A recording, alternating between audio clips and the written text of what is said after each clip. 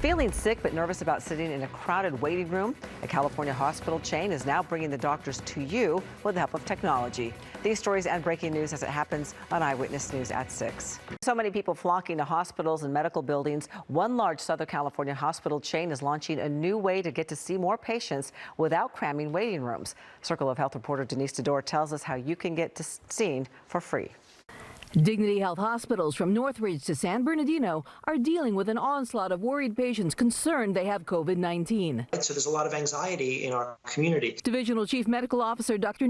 Testa says his local hospitals are offering free virtual urgent care visits for patients who are worried they have caught this dreaded virus. The symptoms classically have been fever and shortness of breath.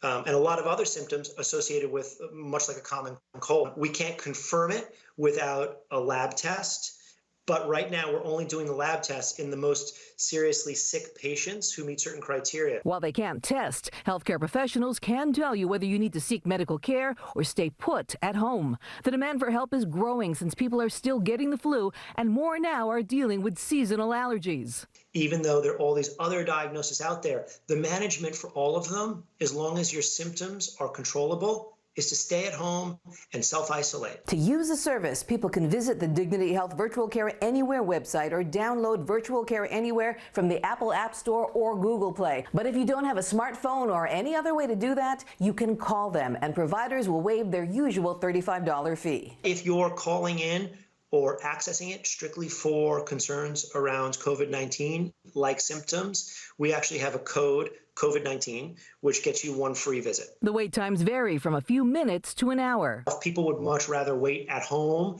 for 30 minutes for a provider that they can see virtually than have to get in their car, drive to the emergency department, sit in a waiting room for potentially longer than that. Getting checked virtually will help you get medical advice without exposing yourself or healthcare workers. Denise Tedor, ABC 7 Eyewitness News.